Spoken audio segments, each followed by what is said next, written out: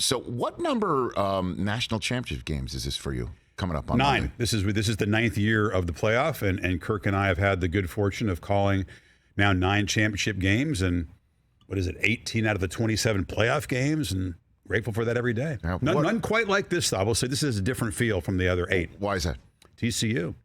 It's a story we've never seen in college football. I mean, 200-1 preseason to make the playoff, which makes them probably 1,000-1 to win the championship, and here we are. I mean, it's not supposed to happen in this sport. Basketball, okay. Right. Get Butler, get Gonzaga before they were a powerhouse. You could get in there and play for a championship, but football is supposed to be for only the 5 or 6 elite programs that everybody knows who've been in the playoff every year.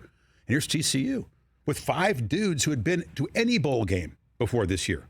Not the playoff, any bowl game. So it's the craziest, unlikeliest roster to ever get here, and that makes it interesting. Now they got to take down big bad Bulldogs who walk into the ring wearing the belt from last year. So I mean, Georgia's a favorite for a reason. I'm not trying to sell or spin the game because people know Georgia should win.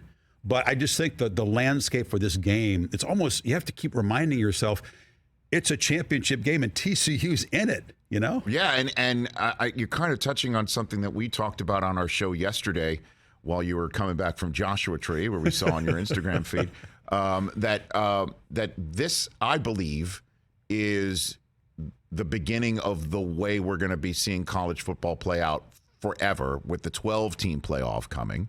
And by that, I mean not only TCU making it, and a team that you didn't think could.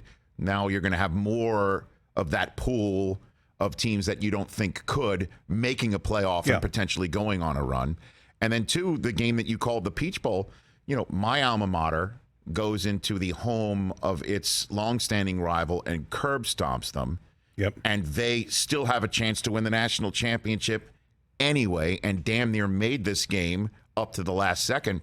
I think that's the way these things are going to go right now, that your longstanding rival could potentially beat you, and whereas you used to leave them behind and buried, no longer. They can make a playoff and go on a run and win the whole damn thing. Yeah, it's a big conversation. I mean, Ohio State made it because Tennessee got shocked by South Carolina. Right. And because Utah came back with Caleb Williams, hurt his hamstring, and pounded USC. Those things had to happen to get Ohio State in the bracket. But I think that when you have an expanded playoff, inclusion is good. More teams involved in the conversation is good. I thought, though, Rich, that you can bring it to 8 or 12, whatever. Yes. You're still going to have the same 4. So TCU has blown that up. I thought that do what you want, have a bigger bracket. Teams can call themselves playoff teams. Conferences can stay in play. Fan bases in all parts of the country can be involved. Yes. That's all good. But after you play the first round of the quarterfinals, you're going to still have the Bamas, Georgias, Clemson's, Ohio States, Michigan. You're going to have the same teams battling for the championship because it's just too hard to win multiple playoff games. Now, TCU, Michigan was complicit in their own demise. I think we've probably litigated that here plenty, right? That's a great. What tour? That's sounds like somebody's tour name, right? It's the complicit in their own demise tour. Well, Des was on the Peloton this morning at the hotel gym, and he's still pissed off about the call, the touchdown. I said, Des, which call? Well, I mean, was it the call in the goal line? No, the call. The Michigan call when the guy's butt was in the end zone when he caught the ball, but they took off the board and they fumbled the next play. That was the main call. No. But to buttress your point, sir, I thought you. Oh God, I'm sorry. Sorry, fellas. I didn't mean to. No. I thought the call you meant was Michigan's call on 4th and 2. Their play calls. The Ann Arbor special that came out of nowhere. I tried to was. divert Desmond's attention to those calls that the staff made and not the ones the officials made. He wasn't having it. But hey, I get it. I mean, it was a disappointing result, obviously, for Michigan fans. And I just screening the game back because obviously we were getting ready for our Peach Bowl game. And I'm watching it back, in great detail. And there were so many chances after they clawed back in the game. And then you give up a 75-yard touchdown on a crossing route, which he pointed out was a pick play. I pointed out the ball was thrown behind the line. So then we get into a whole thing in the gym about this.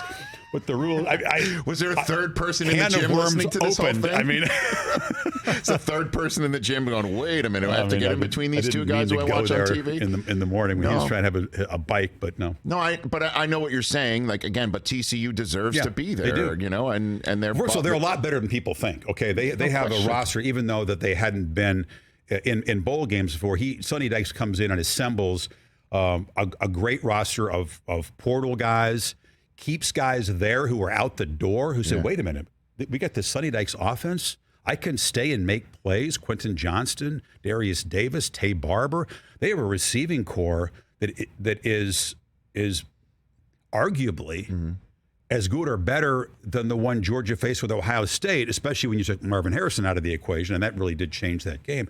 So they're very capable of gashing Georgia's secondary, working the middle of the field where the Dogs have been more vulnerable than the edges, and making big plays. If they can't get to Max Duggan, I mean, don't be surprised to see TCU score points. Now, can they stop Georgia's physicality and Georgia's weapons on offense is another question. Catch the Rich Eisen Show every single day on the Roku channel, 12 to 3 Eastern, for free.